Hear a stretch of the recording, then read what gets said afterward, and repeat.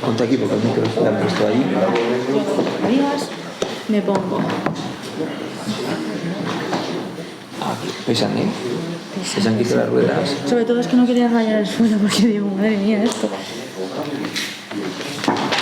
No sé si nos oye bien. No sé, ¿suena? Luego lo...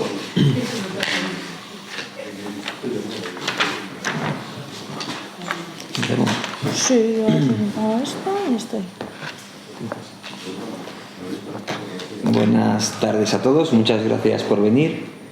La Fundación Jesús Pereda organiza esta presentación dentro de la programación de la Biblioteca Jesús Pereda de Castilla y León, en colaboración con Jóvenes de Castilla y León y con Misiones Obreras de Palencia.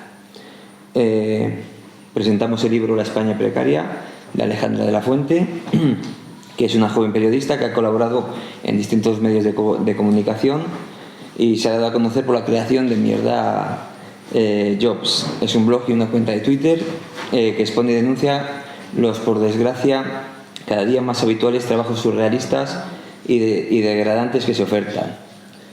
Son relatos, historias y realidades que hablan de todos nosotros, de nuestra vida en la jungla laboral. ¿Quién no ha oído hablar de los salarios de miseria, de las horas extras sin remunerar, pluriempleo y jornadas parciales?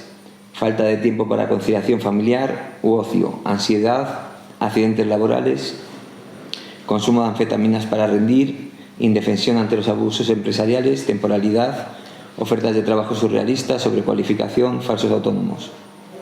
La vorágine de la precariedad sigue y sigue mientras la obnubilante cultura del tú puedes con todo romantiza la pobreza y la ideología del emprendedor. Alejandra nos presenta un libro bien documentado, actual y fácil de leer. Alejandra nos sumergirá en el mundo del co-living, del nesting, la romantización de la precariedad y nos explicará un término acuñado por ella, que es la gratisfacción. Así que sin más preámbulos os dejo con ella que os explica mejor. Muy bien. Muchas gracias. Bueno, pues hola, yo no sé si esto funciona, ¿sí, no? No se oye. Bueno, pero se oye bien, ¿no? Sí. Pues ya está. En primer lugar, muchísimas gracias por invitarme y muchísimas gracias también por estar aquí todos y todas.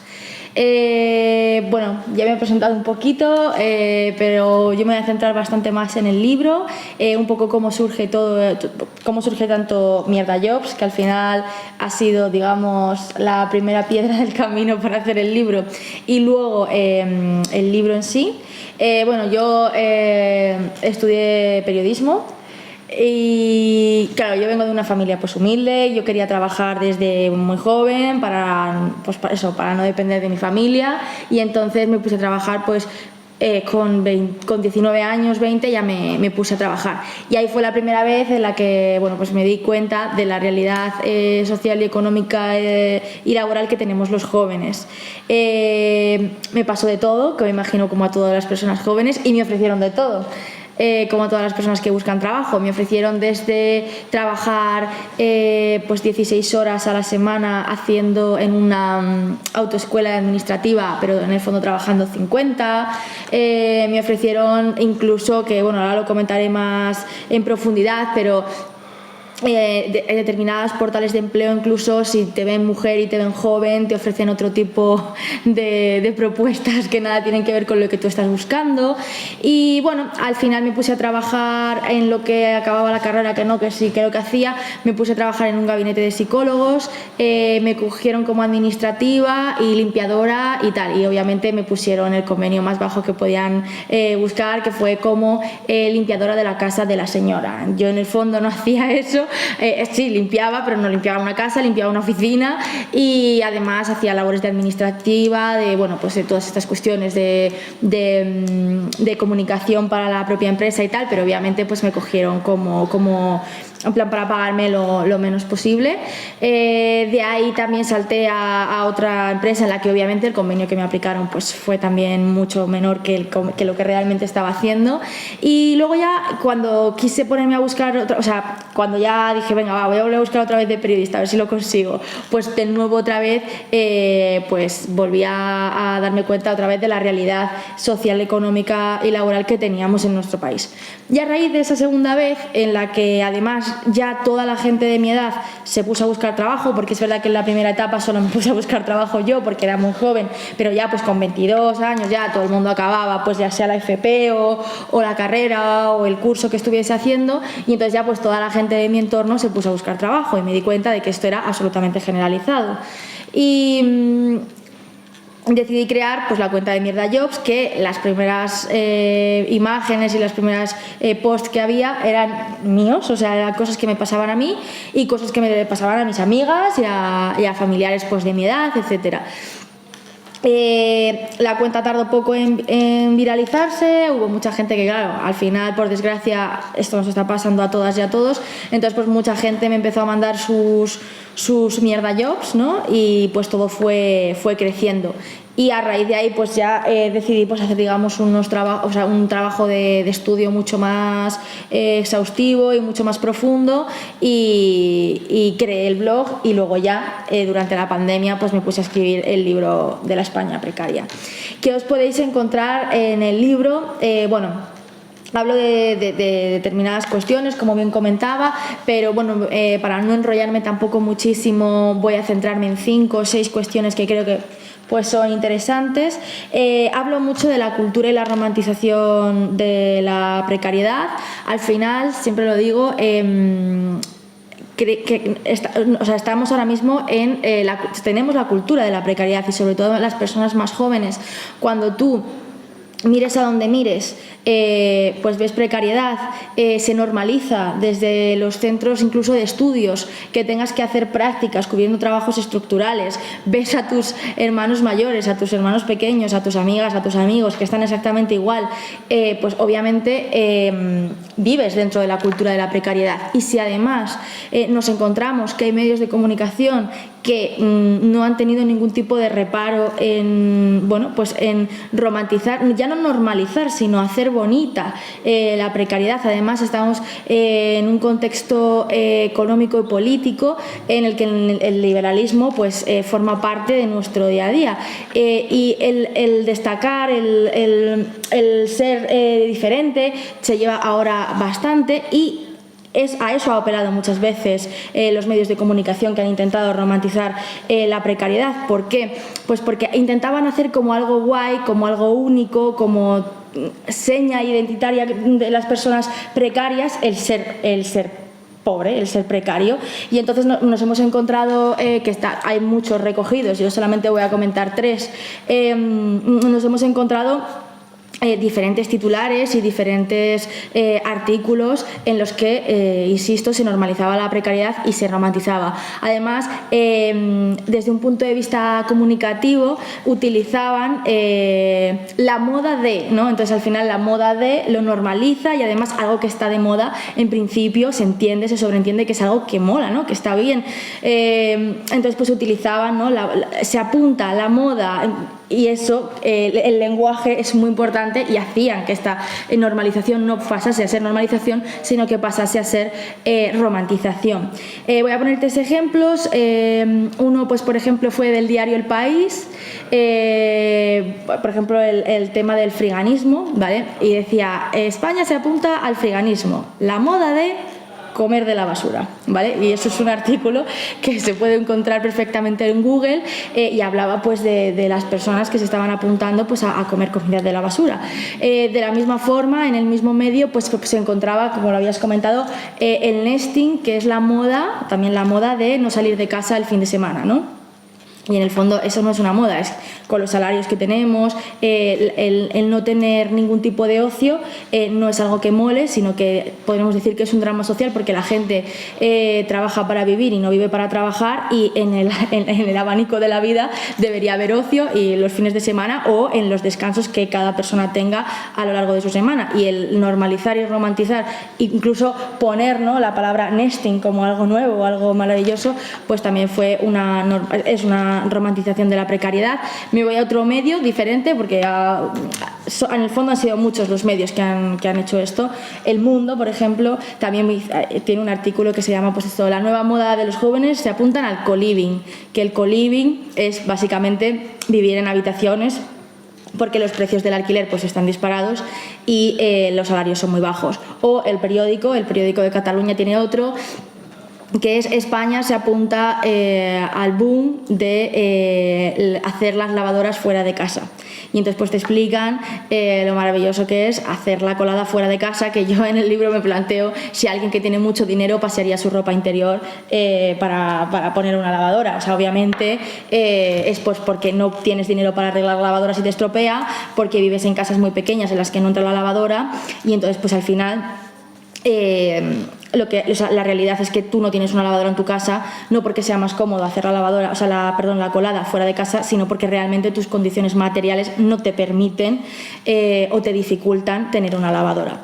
Entonces, bueno, esta cultura de la romantización hace que de forma directa, por desgracia, haya personas que compren, obviamente, este tipo de discursos, porque si te están bombardeando con esta cultura, tanto que la estás viviendo tú como que te la están romantizando en tu día a día, en las cuestiones que consumes, y obviamente no solamente los medios de comunicación, lo comentaba el otro día también, lo que nos dan las plataformas digitales, pues por ejemplo, si al final consumes élite, pues te desclasas de alguna forma, ¿no? Y yo creo que es el objetivo en muchas ocasiones, ¿no?, desclasarnos.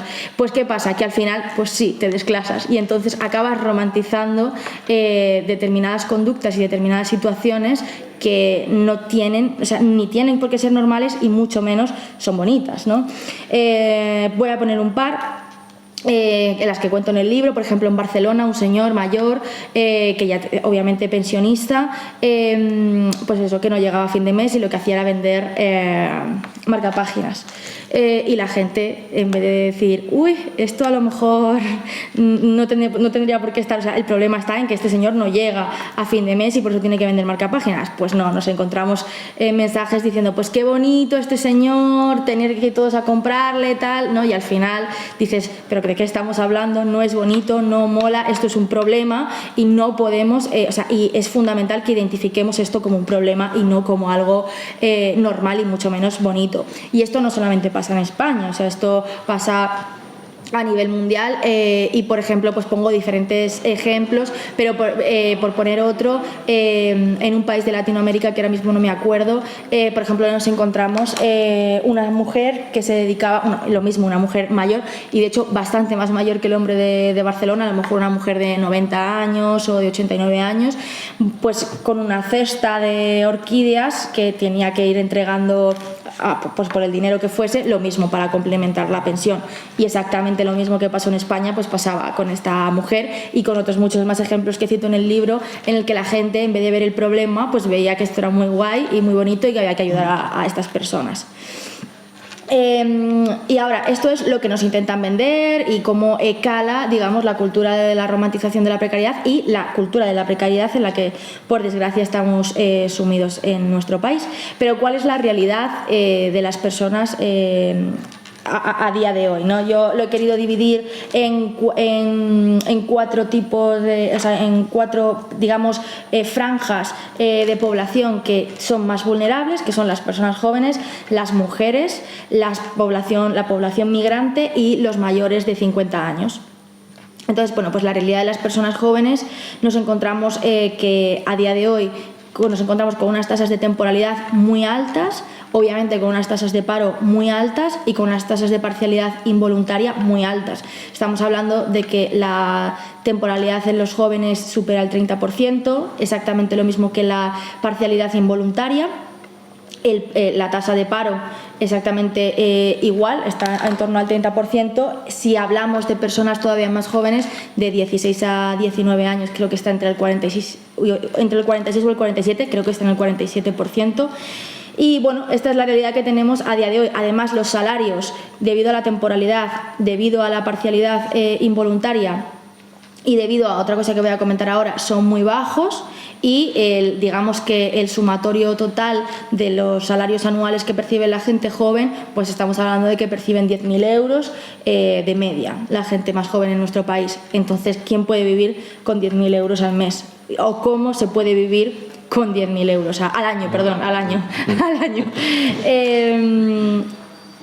Entonces, bueno, además de todo esto, también nos encontramos con que se ha totalmente normalizado la figura de los falsos becarios en nuestro país. De hecho, ahora se está negociando el estatuto del becario, en el que los agentes sociales pues están formando parte para negociar este estatuto, porque en España es muy común que las personas, cuando acaban los estudios, ya sea de FP o universitarios, se pongan a hacer prácticas. En principio, las prácticas son prácticas no laborables, o sea, importante esa puntualización.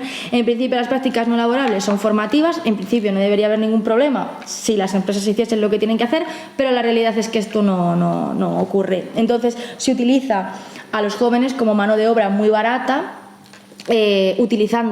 haciéndoles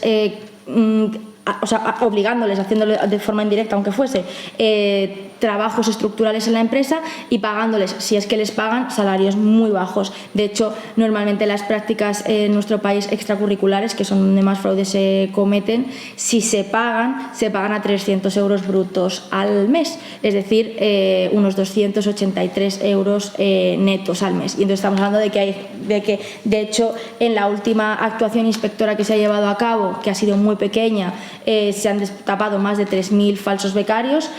Pues si nos ponemos en serio con esto, nos damos cuenta de que pasa mucho, y da igual a la persona joven que preguntes, que prácticamente todas, por desgracia, han tenido que cubrir trabajos estructurales siendo becarios. Entonces, pues bueno, ¿qué pasa con todas estas condiciones de las personas jóvenes? Pues que al final son generaciones que avanzan hacia lo precario. Es decir, si las generaciones más jóvenes que estaban en el año 2008, que se vieron con estas tasas de temporalidad, con estas tasas de paro, etcétera, se han precarizado y han dado paso a las siguientes generaciones, nosotros estamos de una forma muy similar, con unas tasas de paro, de parcialidad y temporalidad muy grandes, y con unos salarios muy bajos, que obviamente nos estamos precarizando. Y entonces el problema está en que, si esto continúa, cuando veamos el abanico total de trabajadores en diferentes edades, van a ser trabajadores muy precarios y muy precarizados, independientemente de la edad que tengan. Y eso obviamente repercute de forma directa a las personas más mayores, por el tema de las pensiones,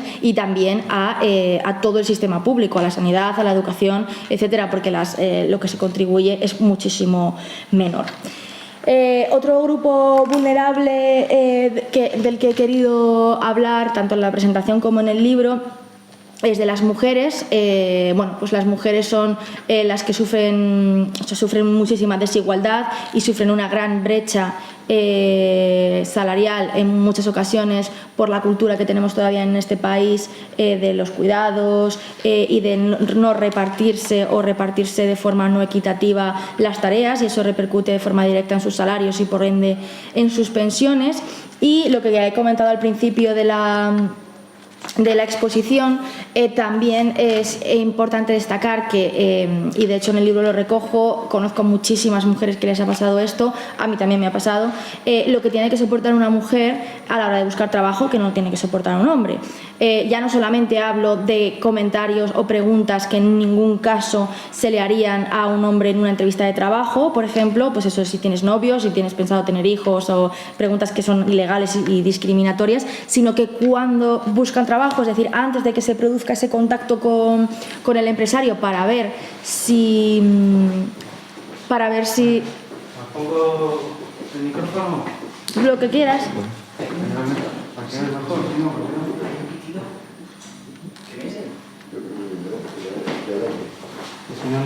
A ver.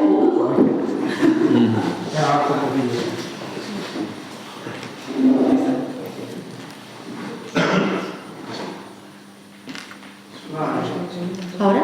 Bien, ¿no?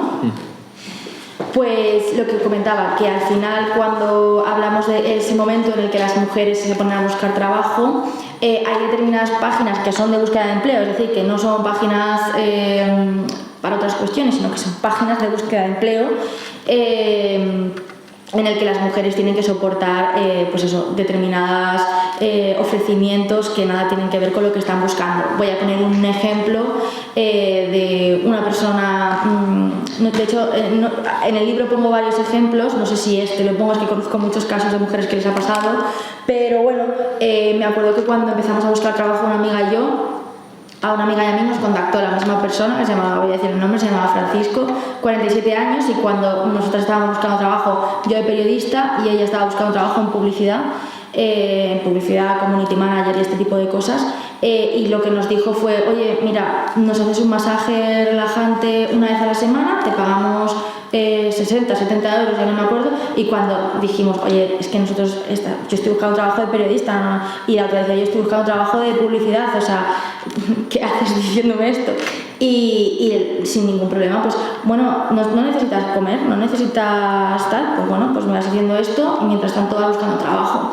Y como esto, a mí me pasó con Fran 47 años y a mi amiga con Fran 47 años, pero en el libro hay muchísimos más ejemplos que no son Fran de 47 años, sino que son otras personas. Y ya os digo, no he metido todos los testimonios que hay porque si no habría un libro solo de eso. Entonces, eso es a lo que se tienen que enfrentar a algunas mujeres cuando están buscando trabajo.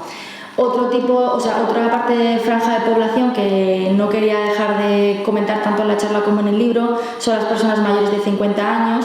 De hecho, tenemos un gran problema en nuestro país porque se les está expulsando del mercado de trabajo y una vez que se les expulsa, sobre todo el problema es que no consiguen reengancharse al mercado laboral en un momento en el que se les expulsa y además, de hecho, ahora mismo el Ministerio de Trabajo y los sindicatos están trabajando mucho para intentar hacer planes precisamente para esta población, para este grupo de población y que no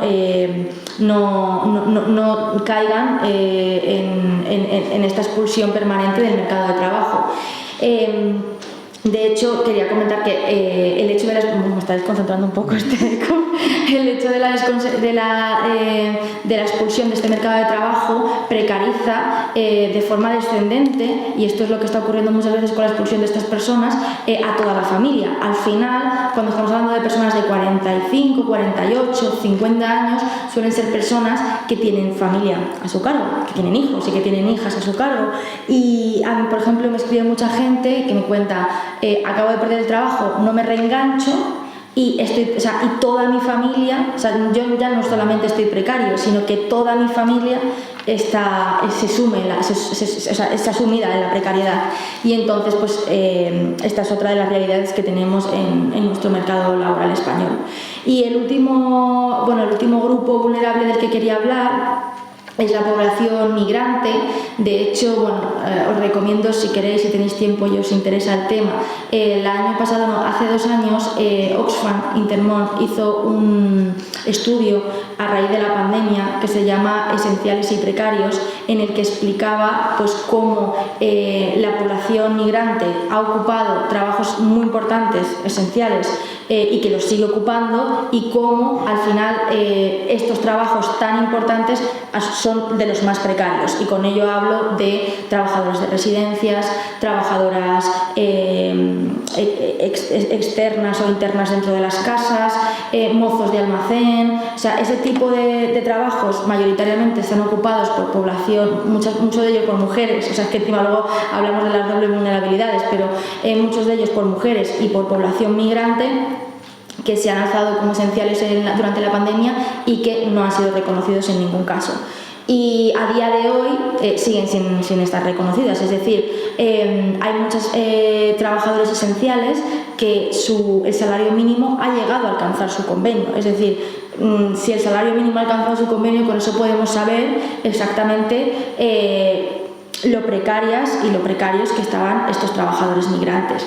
Y bueno, voy a contar, me quiero centrar muy poquito en las trabajadoras internas y externas durante la pandemia para que veamos el nivel de precariedad y eso, la doble vulnerabilidad de ser mujer y de ser migrante, a la que se han tenido que enfrentar muchas de estas mujeres, en las que muchas de ellas no tenían papeles y que bueno, pues las familias no les han hecho ningún tipo de contrato de trabajo, que llega la pandemia y ¿qué pasó con ellas? Pues opción A, o te echo a la calle, y son personas que muchas de ellas internas no tenían dónde vivir, o sea, de hecho muchas asociaciones de mujeres migrantes tuvieron que acoger donde fuese y como fuese a mujeres que fueron expulsadas directamente y que no tenían dónde dormir, o sea, tenían que dormir en la calle si no llega a ser por asociaciones.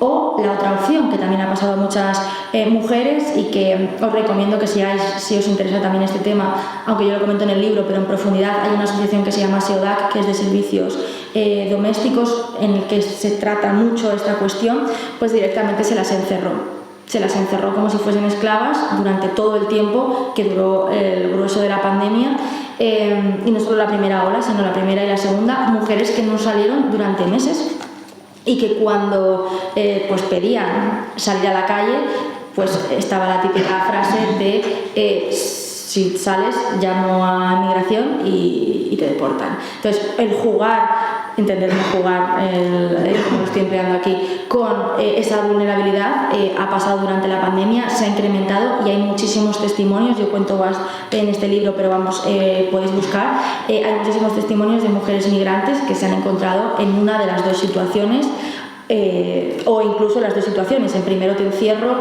y cuando ya dices que basta, pues te expulso y no tienes dónde dormir ese mismo día que estás expulsada.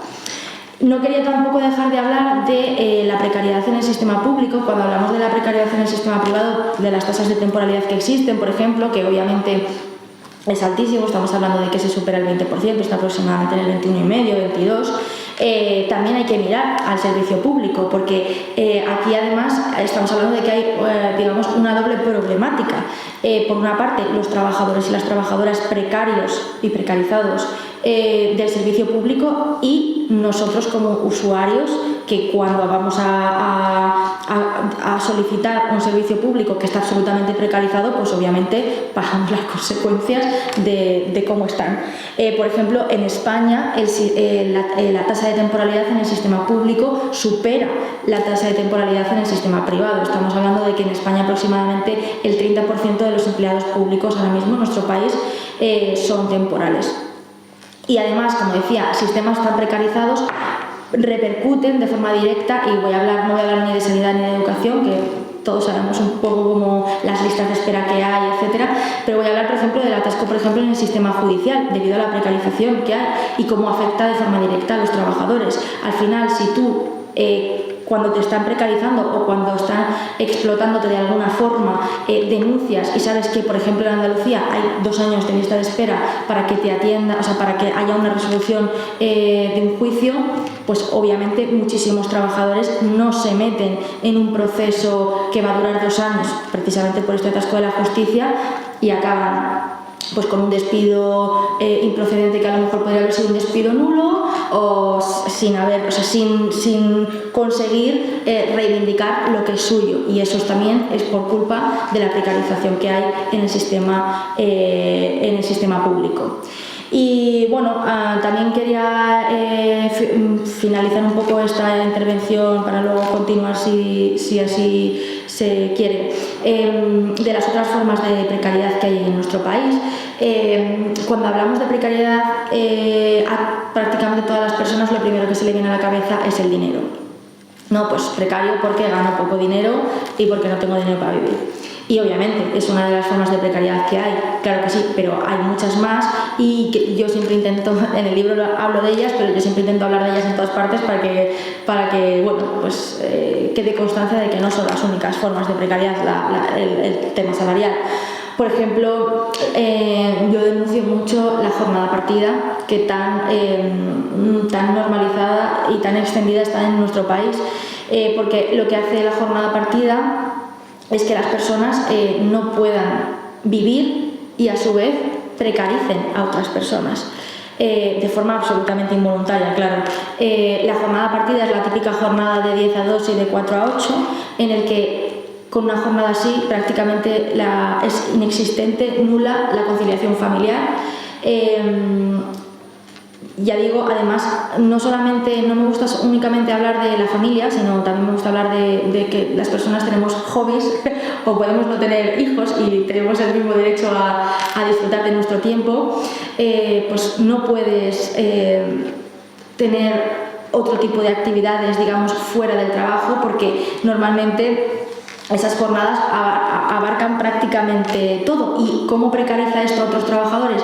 Pues cuando sales de tu trabajo a las 8 de la tarde o a las 8:30, ¿y a qué hora vas a ir a comprar? Pues vas a ir a comprar a las 9, vas a ir a comprar a las 9:30, y eso implica que tiene que haber trabajadores a las 9:30 de la noche trabajando en vez de estando en su casa, que es lo que debería pasar, según mi opinión.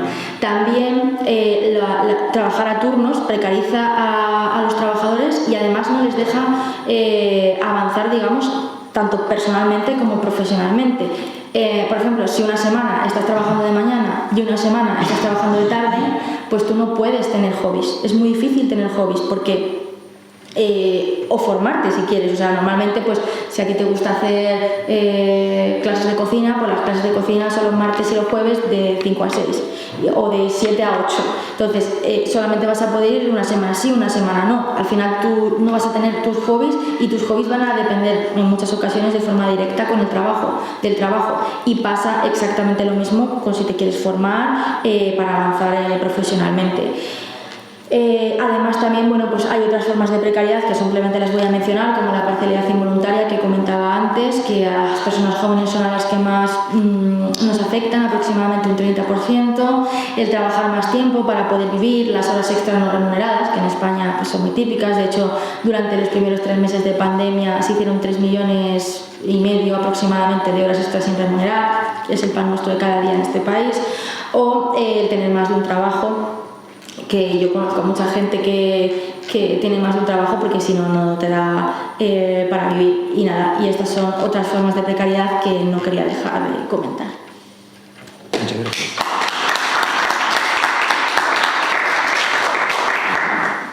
Bueno, pues si quieres abrimos un pequeño debate, si alguien tiene algo que comentar.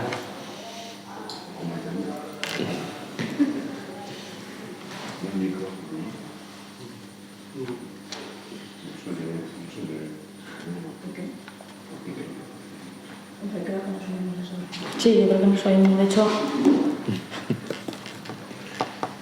Pues yo sí me gustaría que hablásemos también un poco de los falsos autónomos, la uberización y tal, que también ahora mismo están como muy castigados, yo creo que ahora mismo está focalizada mucho la precariedad en ellos, ¿no? Porque sí que es verdad que se está regulando y se están adoptando medidas, sobre todo centradas en el tema de la distribución, pero que va mucho más allá del tema de la uberización. Sí, al final es verdad que con el tema de la uberización, que de hecho está totalmente, vamos, la hemos copiado prácticamente de Estados Unidos y ya sabíamos cómo iba a venir esto, y una cosa que yo siempre reflexiono, pienso es, sabíamos que iba a venir, ¿por qué hemos tardado tanto en regular esto? Y además que no solamente lo hemos regulado, o sea, no hemos regulado la uberización, o sea, hemos regulado la ley Rider. Es como, bueno, pues es una ley muy positiva, pero también muy ajustadita, ¿no? Que hay mucha más uberización de la economía, y pongo un par de ejemplos. Por ejemplo, Cuideo, que es una empresa pues para cuidar mayores y para cuidar niños y tal, funciona prácticamente igual que puede funcionar Globo, Deliveroo o Just Eat o cualquiera de estas. Globo, Deliveroo, Uber Eats. Y también ahora mismo se está poniendo muy de moda, que también está hay un libro que ahora mismo no me acuerdo del título, que ahora me acordaré y lo diré, pero ahora mismo no me acuerdo, de hecho es estadounidense, donde ya cuenta pues cómo está la uberización de la economía allí. Hay una empresa ahora que por ejemplo con ella trabaja IKEA, que es una empresa muy grande, que se llama TaskRabbit, que es una empresa en la que tú directamente pues si necesitas que una persona te monte un mueble, pues esa persona, pues además, de hecho, aquí se juntan dos cosas, se junta la uberización de la economía y los falsos autónomos, porque esta gente está de alta de autónomo y entonces pues vas allí y te montan el mueble. En Estados Unidos, por ejemplo, es muy típico que se abran, que yo espero que esto jamás en la vida llegue a España, pero hay personas que se abren una aplicación como si fuesen, igual que los riders, y te dicen, pues ¿qué sé hacer? Y te dicen, sé limpiar, sé montar muebles, sé pasear perros y sé, no sé, hacer comidas, no sé. Y tú directamente, pues tú te metes en la aplicación y dices, a ver, necesito esto, y pinchas y tienes a una persona exactamente igual que un rider montándote el mueble, limpiándote la cocina o haciéndote la comida. Y yo espero que eso no se dé en España. Y para eso yo creo que sería interesante, también difícil, pero interesante, montar un observatorio de alguna forma desde el Ministerio o desde algún organismo público que pueda observar lo que está pasando con la uberización en los países de donde viene, que en este caso es en Estados Unidos, para no ir detrás de ellos, sino ya generar, digamos, un escudo social y un escudo, una regulación antes de que esto llegue a España, o por lo menos saber cómo actuar si esto acaba llegando aquí, porque al final Glovo, bueno, Raúl lo sabrá mejor que yo no lo tengo exactamente claro cuándo llega Glovo a España, pero llegó en el año 2014 o algo así, y no se ha regulado hasta hace muy poco tiempo. Y creo que si ponemos un observatorio para ver cómo funciona esto, pues podríamos tener, yo sé que es muy difícil, pero durante todo ese tiempo que no se ha regulado nos hemos encontrado con gente trabajando como falsa autónoma, absolutamente precarizada, teniendo unos accidentes laborales tremendos, porque otro problema de la uberización es que si tú trabajas bajo demanda vas a ir a toda pastilla, porque cuanto más haga, más dinero vas a tener, y así se han tenido los accidentes, ya no solamente los fallecidos, que ha habido bastantes fallecidos en este tipo de plataformas, sino accidentes, digamos, no mortales, pero esto se debe en muchas ocasiones por culpa de la economía de plataforma. Entonces, y de la misma forma que pasa en Estados Unidos, si tú al final, lo que hablábamos, ¿no? Si al final llega esto de yo sé hacer A, B, C, D, I, tú vas a intentar aglutinar lo máximo posible en un día y hacer lo máximo posible para ganar un salario que te dé para vivir, pues obviamente la prevención de riesgos laborales va a brillar por su ausencia, y el hecho de ir más rápido para conseguir lo máximo posible, pues obviamente va a derivar en enfermedades profesionales, como a lo mejor están pudiendo tener las Kellys o las trabajadoras del hogar y de residencia, pues por la carga de trabajo que tienen. Es que es totalmente normal, y eso viene no por la carga, sino por la sobrecarga de trabajo que viene, y la uberización del trabajo y esas sobrecargas laborales que van a derivar en accidentes y en enfermedades están directamente relacionadas. Ya lo hemos visto en España, se ve en Estados Unidos, y por eso yo creo que es fundamental que haya un observatorio para que esto no acabe pasando, porque es muy grave a nivel económico cómo estos trabajadores se han tenido que dar de alta como falsos autónomos y han tenido que estar perdiendo dinero cuando debería haber sido la empresa la que lo ha pagado, pero me parece aún más grave, si cabe, que haya habido trabajadores que se hayan muerto o que hayan tenido accidentes muy graves por culpa de una forma de relaciones laborales y de economía que no ha estado regulada y que se necesita regular. Yo es que en este aspecto soy muy crítica porque me enfada muchísimo. Al final estamos hablando de vidas humanas, o sea, y de vidas de personas trabajadoras precarias y en muchas ocasiones migrantes. Entonces creo, no sé, yo siempre digo que a lo mejor un observatorio, no sé vosotros qué opinaréis, salvaría o ayudaría en muchas ocasiones a que esto suceda menos. Y con respecto a los falsos autónomos, también exactamente, es que vivimos en un país en el que al final la precariedad en todas sus formas, por desgracia, está bastante extendida, y al final por los falsos autónomos pues son otra pata más, y es verdad que hay actuaciones inspectoras. De hecho, no sé hace cuántos, 6 meses o así, se hizo una actuación inspectora bastante potente que afloró bastantes falsos autónomos, pero bueno, creo que Creo que exactamente igual se debería, igual que se está intentando hacer el estatuto del becario para intentar acabar con el fraude, digamos una medida como específica para intentar acabar con el fraude de los falsos, de los falsos becarios, pues creo que se debería hacer exactamente lo mismo con los falsos autónomos. Bueno, pues nada, primero Alejandra, pues agradecerte de nuevo que vengas por aquí, porque es un lujo tenerte y que después de la radiografía que has hecho, ¿no?, de la precariedad en España, al final estás tocando la mayoría no solamente la precariedad entendido en la temporalidad o la parcialidad, que es un poco lo que se suele decir, sino el resto de aspectos que engloban la precariedad en el mundo laboral, ¿no? Ahí, bueno, sí tengo que decir que a Alejandra la conozco desde hace ya varios años, porque ayudó mucho a exteriorizar y a visibilizar las condiciones de los riders, pues al principio, cuando por lo menos en Valladolid se instaló en el 2018, un poco lo que yo había visto es que vino Globo en el 2015, pero bueno, en el 2018 se instaló aquí en Castilla y León y nosotros empezamos a trabajar mucho con nuestros jóvenes sobre todo y desde el sindicato provincial, pues porque nos parecía tremendo la situación que tenían los riders en el desempeño del trabajo, pues porque era una pasada, estaban todo el día pringados y solamente cobraban en función de los pedidos que atendían y luego bueno, nos encontrábamos en unas situaciones que no las habíamos visto nunca.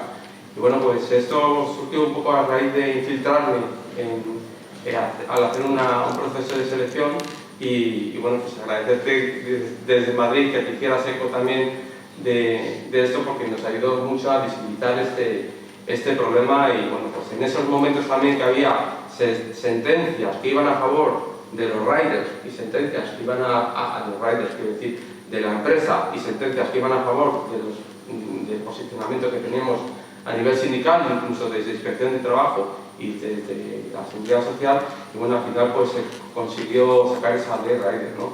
Pero sí que es verdad que durante mucho tiempo se vivió en la incertidumbre y quizás lo más duro de todo ese proceso fue que todos fuimos también partícipes del individualismo desde casa al utilizar estos servicios y bueno, pues no dejar una propina adecuada o hacer llamadas a Globo o Deliveroo o quien fuera en momentos pues, cuando había unas criadas o cuando era, pues, yo qué sé, en el libro lo explicas, yo creo que incluso cuando en Barcelona, Los disturbios, exactamente, por el tema de... entonces, pero hubo una imagen muy bonita, que además fue muy viral, que fue cuando estaba Barcelona ardiendo, con la gente tirando alfiles a los policías y tal, que estaba toda la... Paseo de Gracia, creo que era en llamas, todos los contenedores en llamas, y había un rider de Globo, creo que No, era, de Uber Eats. de Uber Eats, cruzando la vía por al lado de la barricada. sí. Bueno, habéis salido ahora una de Ucrania también, en Kiev creo, que era también un repartidor mientras están allí recibiendo balazos. Sí, es que es brutal. Es tremendo. Un poco lo que vengo aquí es que al final nos hemos hecho también partícipes, ¿no?, desde la sociedad, desde nuestra casa, en fomentar esa precariedad. Entonces, bueno, pues la gente prima más el servicio. Lo he visto el otro día, además, un Twitter de Paco Moreno, que es un compañero nuestro del sindicato, en el que en el propio pedido, en el pedido que hacía un cliente un pedido a domicilio, poníamos las observaciones que una vez que entregara el pedido, que le recogieran la basura de la persona que hacía el pedido para que se la tirara al contenedor. Claro. Y que no usara el ascensor, que usara las escaleras. Sí, brutal. Y en los casos de mujeres, que claro, como va por puntuaciones y todas estas historias, en función de la actitud que tenga la mujer delante de que recibe el pedido, se le ponga una puntuación mayor o menor. Es que las mujeres también, en el tema del reparto, lo que estamos padeciendo es muy gordo también. Sí. Además, los 4 focos que hablas, ¿no?, de las personas en situación de exclusión, los mayores, los migrantes los jóvenes y las mujeres, yo lo que vivimos, por ejemplo, en Valladolid, cuando hablamos con porque teníamos trillado a todos los riders, la mayoría eran migrantes, gente mayor y jóvenes. Mujeres había, pero pocas. Pero sí que es verdad que, claro, son las personas que están expulsadas del mercado laboral y que en el único sitio donde tienen cobijo es en el sitio donde mayor precariedad existe. Y no solamente el que tú atiendas con una cuenta, no, es que además podías estar subcontratado si era un migrante que no tenía papeles. Y eso ya era rizar el rizo. Entonces, bueno, pues nada, agradecerte todo el trabajo que has hecho durante estos años, porque yo creo que has sido también muy valiente al sacar toda la mierda que has ido recibiendo y que seguro, además ya comentaste ayer en Salamanca, que has tenido a nivel personal algunas situaciones pues, de conflicto y incluso de peligro, ¿no? Que te puedas ver amenazada personalmente. Está en el foco de grandes, de pequeñas y medianas empresas. Además, hablando del tema de lo de pedir, yo hablaba, yo he tenido conmigo, o sea, es verdad que yo nunca he consumido Globo, pero porque yo nunca, o sea, por motivos éticos, pero porque además yo no suelo pedir comida, pero hablaba, y aquí siempre se ha generado mucho debate entre los propios riders y, digamos, el resto de personas sobre hasta qué punto es pedir está bien o pedir está mal y tal. Y me acuerdo que hubo una chica rider que en una conversación que tuvimos me dijo: si tú no pides comida, yo no como, ¿no? O sea, era lo que ella me decía, y me decía, entonces lo importante es que luches conmigo para que no sea una falsa autónoma, pero que pidas comida. Y sobre todo, y es lo que ella me decía que para mí era lo fundamental, que es lo que comentabais antes con lo de Barcelona, lo de Ucrania, lo de Filomena en Madrid, que fue una locura también, y decía, pero hombre, si tienes un huevo frito o tienes una patata o tienes un yogur ese día, no me llames, porque me decía, yo tengo que ir porque si no me puntúan negativo y entonces ya pierdo las horas y todas estas historias, y decía, pero hombre, lo que para ti es una tortilla francesa, para mí es jugarme la vida, literalmente me decía eso, me decía, tú te haces una tortilla francesa en tu casa que tardas 5 minutos en hacerla, lo que se calienta el aceite, y si pides una pizza, esa pizza a mí me puede, o me juego la vida porque con las condiciones climáticas o digamos las condiciones externas que en ese momento no son idóneas, pues puedes a lo mejor no jugarte la vida, bueno sí, te la puedes jugar, o por lo menos tu integridad de alguna forma, y decía además eso, ¿no? que también es importante tener ética y ser capaces de entender que son personas y que tú puedes estar exactamente en la misma situación pasado mañana que ellos, y obviamente que no tienes que pedir en situaciones así, pero sí pasa mucho. Y luego lo que comentabas de lo de el alquiler de cuentas también es algo que creo que comento también en el libro, que sobre todo en población migrante, y de hecho la nacionalidad es la venezolana donde más se ha dado, que hay gente, o sea, hay como 2 tipos de alquileres de cuenta y todavía se sigue haciendo, aun por mucho que todavía se están contratando gente y tal, esto sigue pasando mucho. Entonces lo que hacían eran 2 opciones. Opción A, gente que a lo mejor venía aquí, conseguía el permiso de residencia, se hacía autónomo, se metía en y lo que hacía era que, claro, tú en Globo y en Deliveroo cuando estaba y en Uber Eats, tú te puedes dar de alta sin ningún problema, o sea, tú eres un multitarea, eres o sea, puedes ir nutrir, pues por la mañana nutro a Globo, al mediodía nutro a Deliveroo y por la noche o los fines de semana nutro a Just Eat, o sea, no a Just Eat, no, a Uber Eats.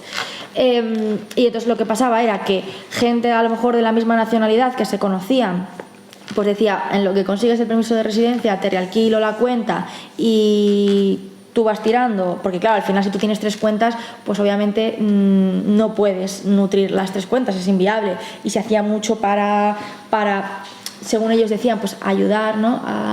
a gente que conocía, pero luego también es muy típico, y era muy típico, gente que no trabajaba en ninguna de estas plataformas y que a lo mejor trabajaba en otra cosa, que se daba de alta de autónomo y entonces iba repartiendo, pues tú 4 horas, tú tal, y entonces al final la cuenta estaba disponible 24 horas, o sea, desde que, o sea, a las 4 de la mañana había gente que estaba trabajando realquilada, hay gente que está trabajando todavía realquilada en la cuenta y con unos porcentajes de entregar al explotador en este caso enormes. Yo me he llegado a encontrar gente que ha tenido que pagar el 65% de cada viaje a la persona que le alquilaba la cuenta, y estamos hablando de que los viajes te pagan muy poco, y además que esto también es una, voy a decirlo así un poco tosco, una guarrada por parte de Glovo.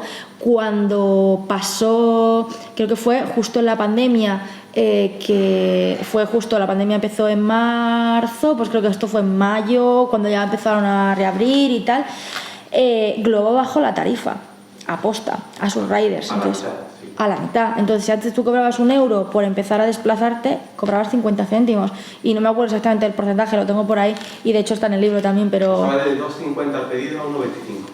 Algo así era. Entonces tú imagínate una persona que trabaja como falso autónomo ganando el 100% de ese 1,25. Una persona que tenía que entregar el 65%, estamos hablando de personas absolutamente precarizadas, y esto se sabía.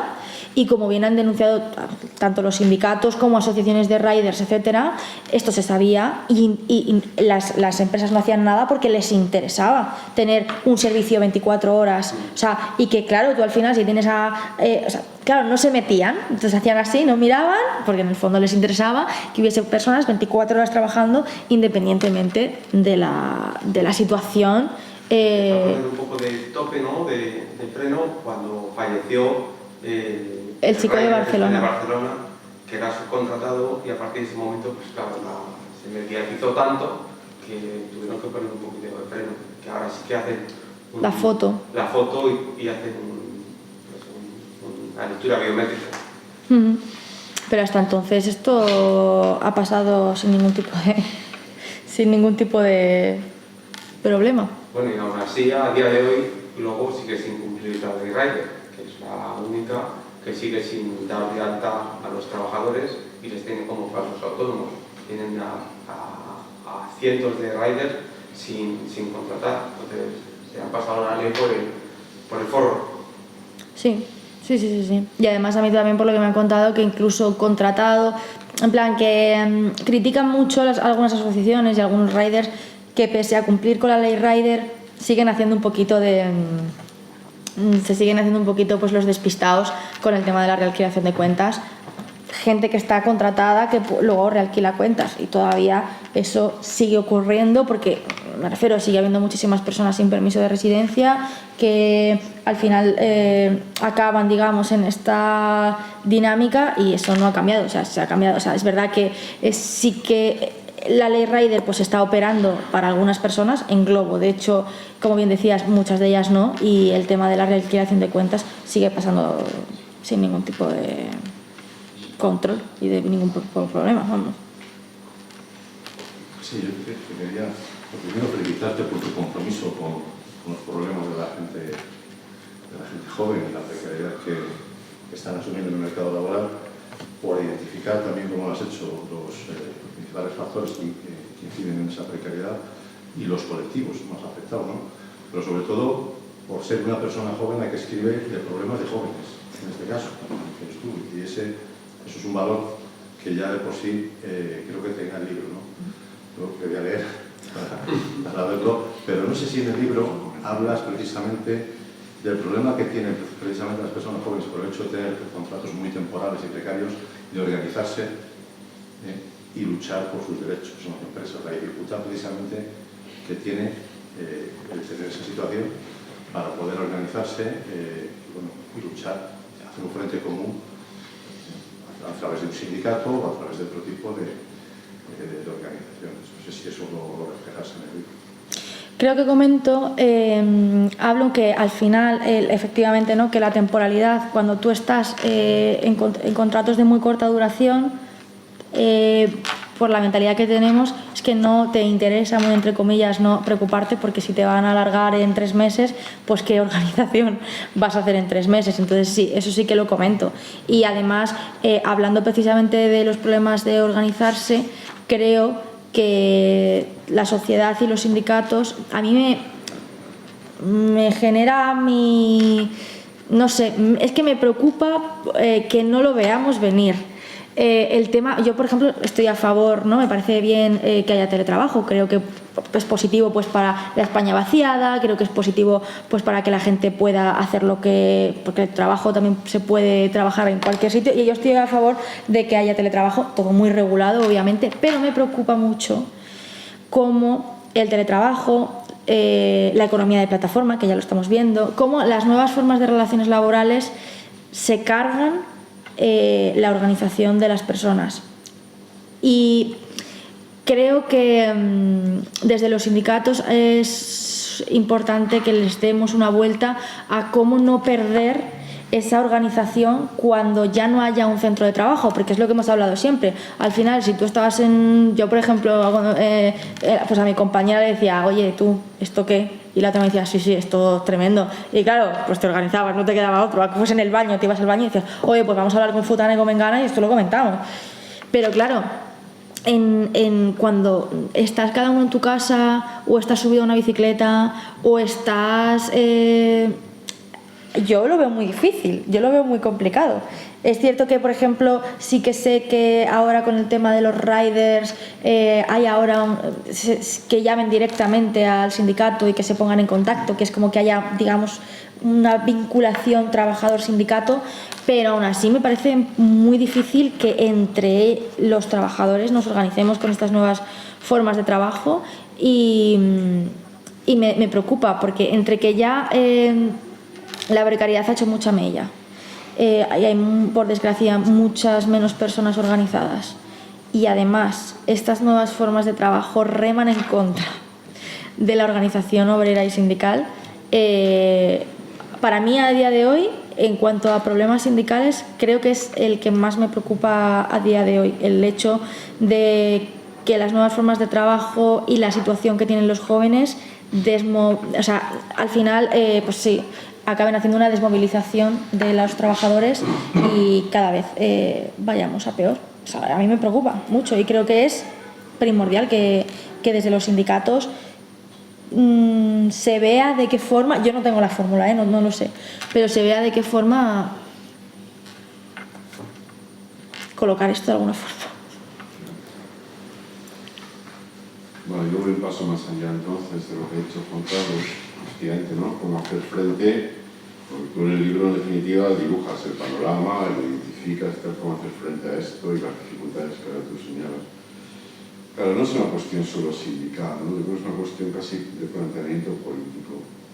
Con esto no me estoy yendo por las ramas, y me explico. A mi modo de ver, hay 4 problemas en esta edad histórica en la que ya hemos entrado indudablemente, 4 problemas que están emparentados. La precariedad no es solo precariedad de lo laboral, la precariedad, uno es precario hasta en el amor, para entendernos, ¿no? Es decir, la precariedad abarca todo, vivimos precariamente. Vivimos precariamente, a la vez otra de las cuestiones que también nos afecta a todos es la desigualdad. Una tercera cuestión que va aparentada, y por eso se perciben las cosas como se perciben o te obligan a percibir, es la superficialidad. Totalmente. Y una cuarta cuestión que es la falta de intimidad. Esto de que nos roben todos los datos y demás, ¿no? Entonces hay 4 ejes que de alguna manera, pues digo que es una cuestión más política porque escapa del ámbito laboral, que de alguna manera debería servir de bandera, no sé a quién ni cómo, ese es el problema, para emparentar estos 4 problemas con los problemas de la sociedad postcontemporánea, ¿no? Es decir, precariedad, superficialidad, desigualdad y falta de intimidad. Si esto lo unificáramos, no es un problema solo de los jóvenes, no es un problema solo de los riders, es un problema de todos.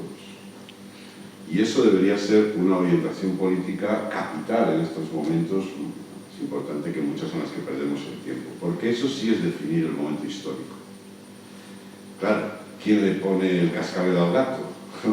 ¿O quién articula todo este mare magnum de cosas? Pues esto ya es un poco más complicado porque también la política es precaria, es superficial, es desigual y tiene poca intimidad, ¿no? Entonces, todo se lo come a sí mismo, ¿no? Pero yo creo que, por apuntar, ya digo, más allá de lo sindical, por dónde debería ir el planteamiento político, ¿no? Definir estas sociedades, definir estos 4 retos, afrontar estos 4 retos, y vamos a afrontarlos en simultáneo, porque están casados los unos con los otros. Y esto sí que es la nueva política. Claro, entrar ahí, con los libros que tenemos, es complicado de narices, ¿no? Pero o entramos, o el agujero negro no estará a 26.000 millones de años luz de la Tierra, sino que estará aquí, ¿no? Entonces, yo quería aportar esto, que es una divagación, pero bueno. Y añadir una cosa, por decir algo bonito, porque si no salimos siempre deprimidos de estas cosas. Bueno, hicimos aquí un libro, que Elena se acordará, y algunos más de los que tal vez estuvisteis aquí, que era Existiríamos en mar, de Belén Gopelli. Hubiera sido magnífico ponerlos a las dos juntas, ¿no? Me parece a mí, porque Belén también habla del mundo corriente y moliente, del mundo sencillo, de gente que trabaja, los protagonistas son sencillos, gente que trabaja, que vive malamente porque tiene que compartir un piso 5 personas, un poco más mayores, son tan jóvenes, están en la cuarentena, que en un barrio de Madrid, pero cómo fortaleciendo, como ya dice, la red de apoyo mutuo que construimos, sobrevivimos. Un poco eso es la novela, ¿no? Entonces quiero decir que junto a la descripción horrorosa del panorama en el que estamos, hay gente que novelando, precisamente, y no romantizando, novelando, cuenta cosas esperanzadoras. Y yo creo que el libro de Belén en ese sentido era muy esperanzador. Y hubiera sido bonito hacer un diálogo entre las dos, ¿no? La verdad es que Belén habla poco así, pero hubiera sido bonito, ¿no?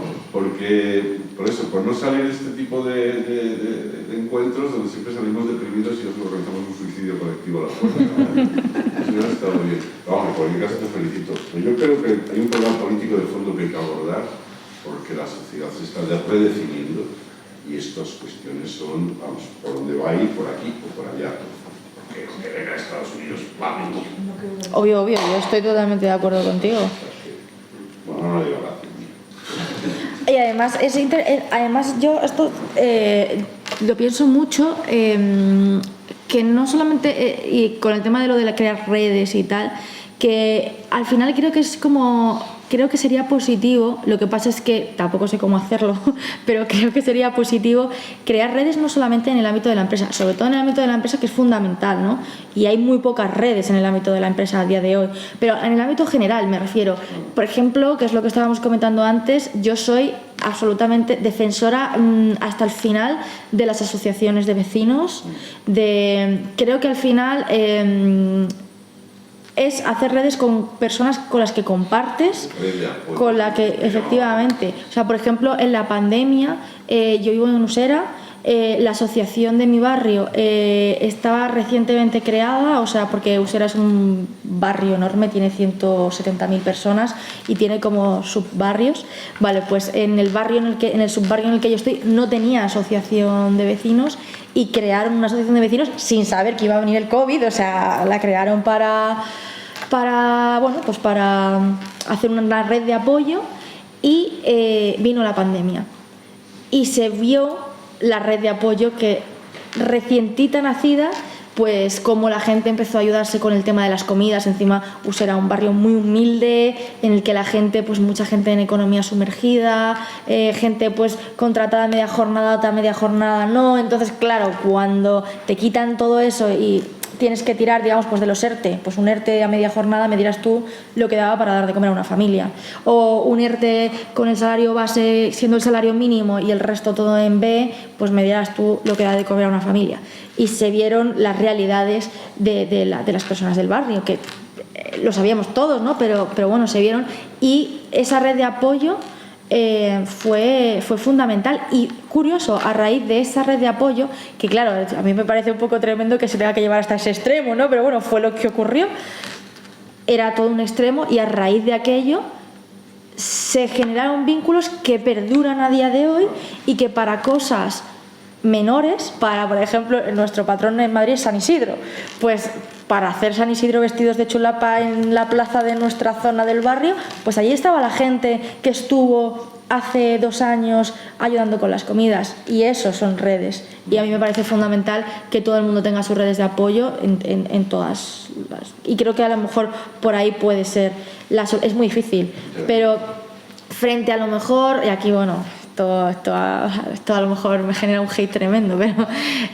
frente a lo mejor la red que te puede proporcionar de apoyo esto, que es una red social, mucho mejor la red que te dé la mano cuando estás jorobado en el barrio. Y creo que tenemos un problema, y eso nos pasa mucho a la gente joven, y a mí me sienta muy mal, que creemos que esta es nuestra red de apoyo, y nuestra red de apoyo en el fondo está en el barrio con el vecino de al lado, que a lo mejor yo qué sé, que a lo mejor te tienes que ir un momento y tienes a la perra mala y le dices: futana, por favor, quédate con la perra 2 horas que me tengo que ir al otro lado. Y esto nadie te va a quedar, se va a quedar con la perra, nadie te va a ayudar con la comida cuando tal. Y creo que el problema está en muchas ocasiones en la superficialidad, que esto genera mucha superficialidad, y es un problema y está haciendo cultura, y a mí eso me da mucho miedo, también te lo digo.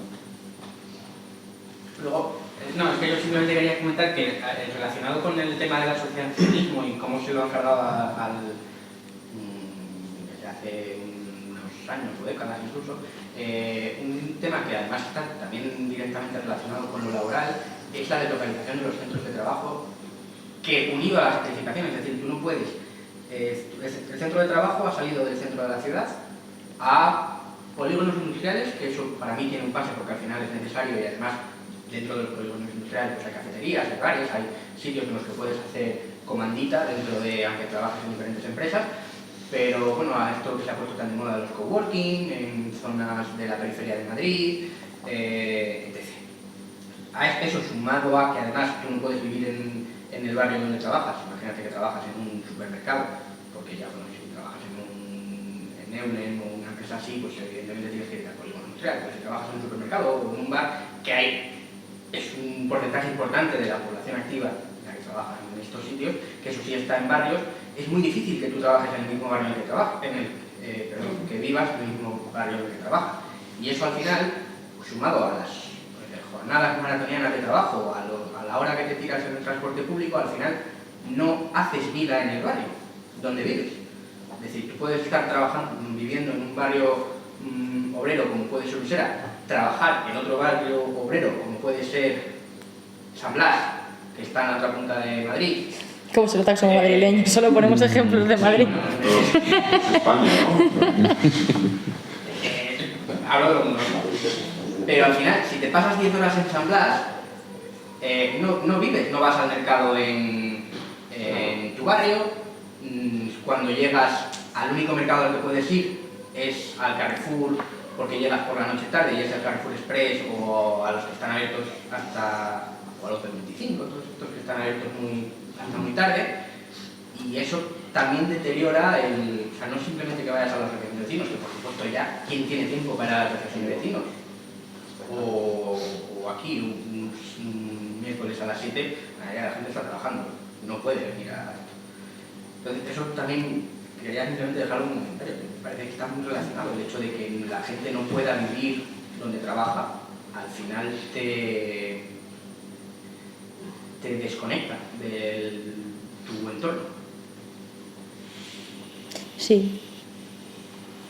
Yo tenía 3 cositas. La primera, una cosa con la que no estaba de acuerdo de lo que has dicho, por empezar por echarte la bronca. Sobre lo que has dicho del teletrabajo y que puede ser bueno para la España vaciada, yo no puedo estar más en desacuerdo con eso, porque normalmente en esa España vaciada no llega ni internet, o sea que como vivas en la España vaciada está jodido para hacer teletrabajo. Eso, por poner el matiz ese, que es verdad que ahora mismo en esa España vaciada uno de los problemas que tiene es la falta de servicios para poder, por ejemplo, poder llevar a cabo ese teletrabajo o esas nuevas modalidades laborales. Eso por poner una guinda al pastel. Luego, sobre el tema que estabais hablando, yo creo que me parecería muy importante volver a hacer pueblo en las ciudades. Esos barrios obreros que estabais hablando, ya no voy a hablar de Madrid, podemos hablar de Madrid, en Barcelona, en grandes urbes, digamos que esos barrios obreros fueron formados por emigrantes españoles que se iban de los pueblos buscando nuevas oportunidades y trabajo en esas grandes urbes. Y digamos que en esos barrios vivían como se vivía en el pueblo, que todos nos conocemos, todos nos saludamos. Yo lo digo porque yo vivo en un pueblo muy pequeño que tiene 400 habitantes, no llega, y ahí lo que dices tú, digamos que todavía no se ha perdido esa humanidad y ese colectivismo de decir voy a la vecina de enfrente a pedirle 2 huevos en vez de llamar a un rider para que me traiga 2 huevos. Vas y se les pides a la vecina, o quédate con la niña que tengo que ir. Entonces creo que para ciertos problemas tenemos que dejar de ser individualistas, que creo que el capitalismo nos está convirtiendo en todavía más individualistas de lo que ya por naturaleza somos, y eso nos está trayendo grandes problemas, ya no solo laborales, como pueden ser de todo tipo.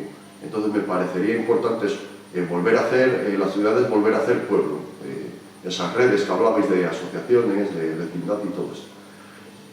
Y luego, para terminar, un tema que has comentado antes, que me parece muy importante, porque además se da en muchos casos, comentabas que te contrataron en una oficina, que te hacías trabajo de administrativa y que te mandaban a limpiar. Sí, en un gabinete de psicólogos. Sí, y que se tiraron, tus jefes o tus jefas, no sé lo que eran, se tiraron al convenio más bajo al que te podían acoger para pagarte menos.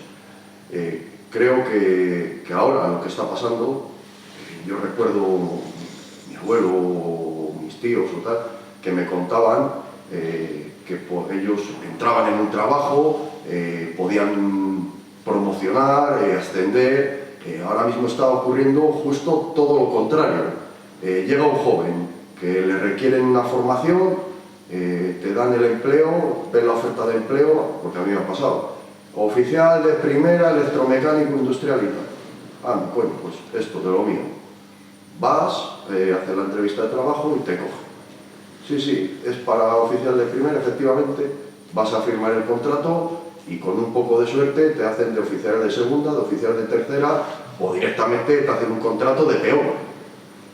Te ponen a hacer tu trabajo de oficial de primera o de encargado. A mí incluso me ha pasado con un contrato de oficial de segunda. En mi último trabajo tenía un contrato de oficial de segunda y estaba haciendo de encargado de mantenimiento. No se te ocurra pedir tus derechos.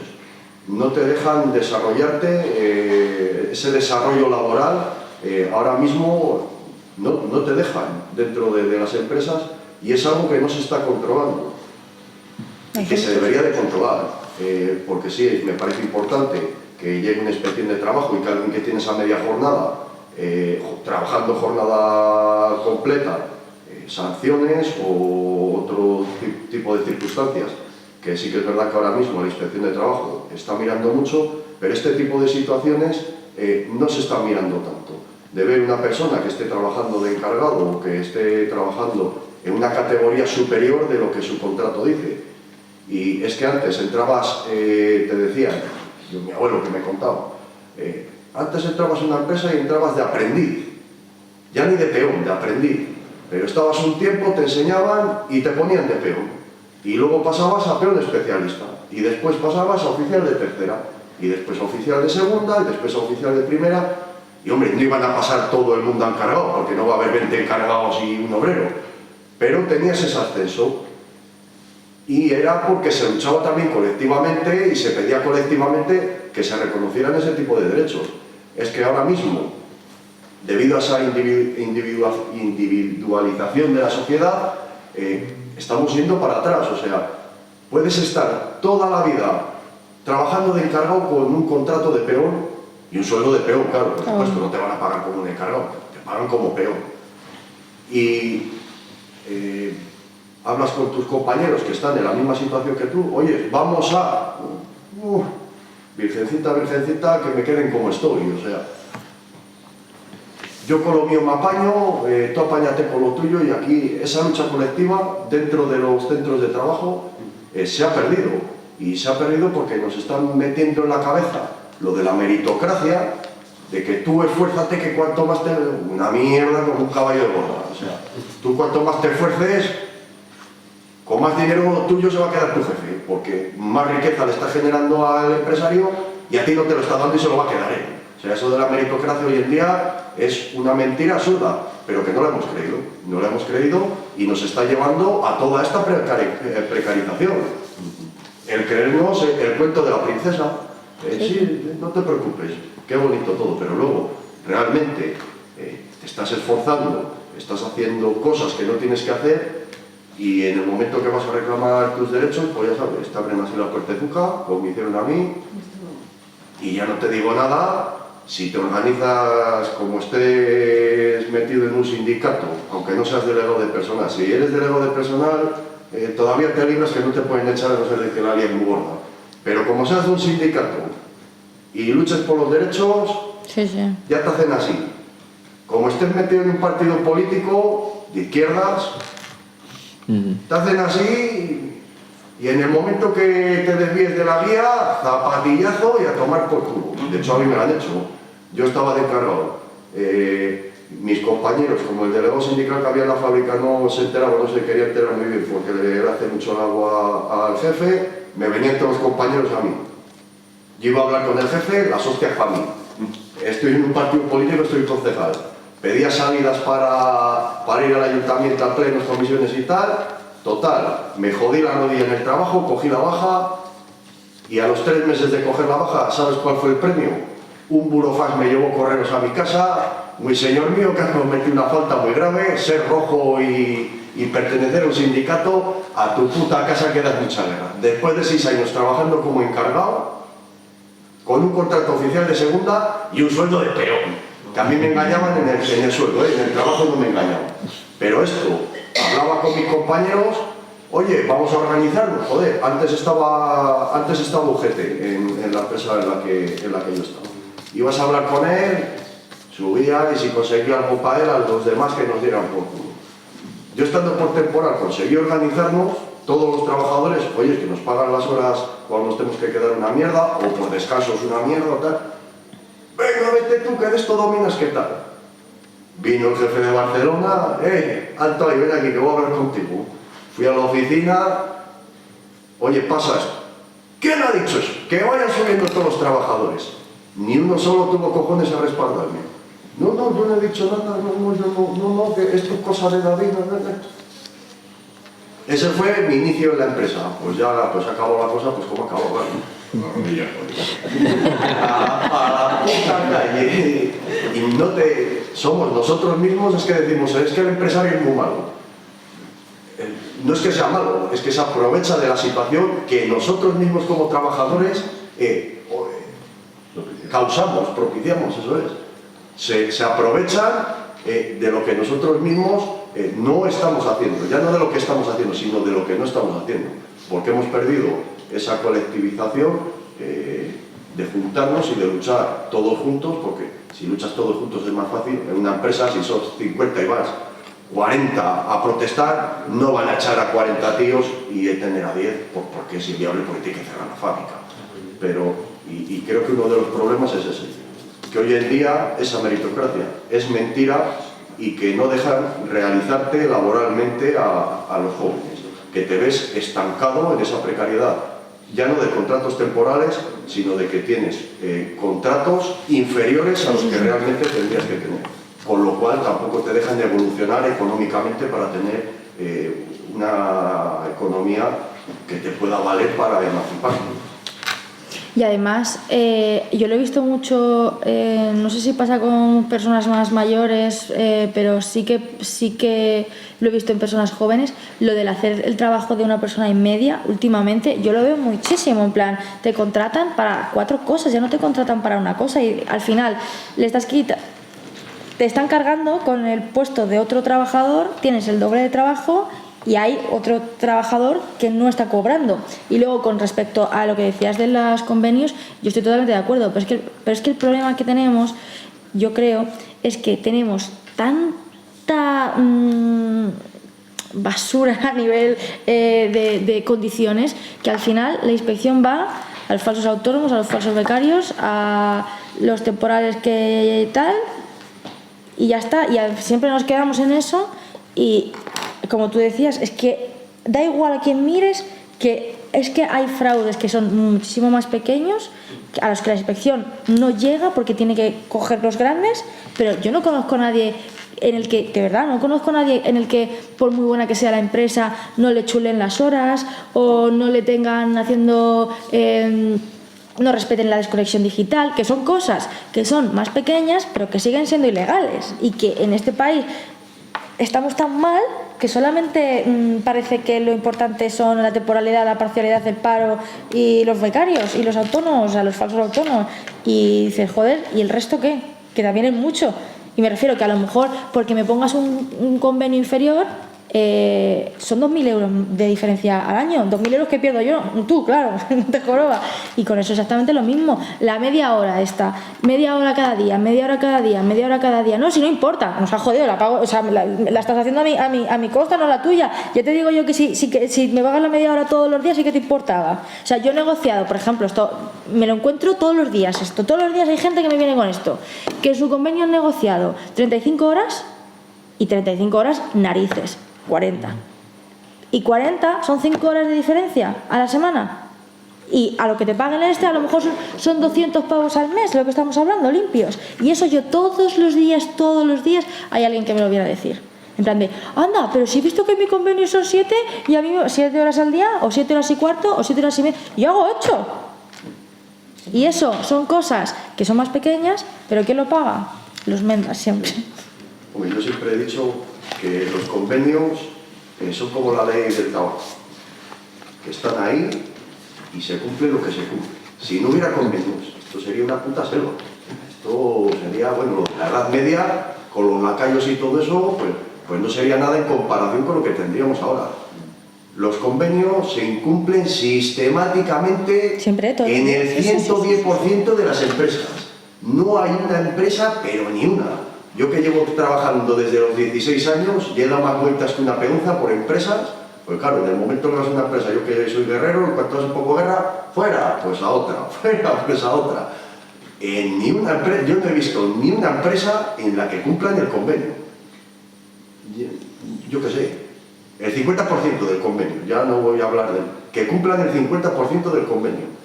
Te cumplen lo del suelo, porque están es que las horas no las respetan, o sea, yo es que eso me lo encuentro todos los días, a mí todos los días me viene gente con el... Está generalizado. Ahí, sí. Y pasa ahora una cosa que lo has dicho antes, que claro, ahora el salario mínimo va arrastrando, es la única herramienta que hace que crezcan los convenios y que se va comiendo a muchas de las categorías de los convenios. Y es surrealista, yo pongo un caso personal, yo soy ingeniero informático. Entonces, lo que no es normal es que en un sector profesional, que además que se supone que es el futuro, que el tema de la digitalización, los fondos europeos, todo lo que quiera, y el convenio que rige la actividad informática es un convenio estatal que es el de las TICs, el de consultoría. Bueno, pues tiene muchas categorías todavía a salario mínimo interprofesional. Y lo que está encima de la mesa ahora es trabajar hasta 10 horas al día. Pero, ¿en qué nos hemos convertido? ¿Esto es normal? Claro, ahí está el tema de la individualización. Los informáticos trabajamos en casa ahora con el teletrabajo y eso pues desmoviliza. O sea, hay una situación ahora de conflicto muy importante en la negociación del convenio. Bueno, yo que vamos a cerrar porque tenemos la sala hasta las 8:30 y ya son. Y 26. Dando las gracias a Alejandra. Exactamente. Pues entonces, pues muchas gracias por venir y creo que hemos aprovechado muy bien este ratito, ¿verdad? Muchas gracias.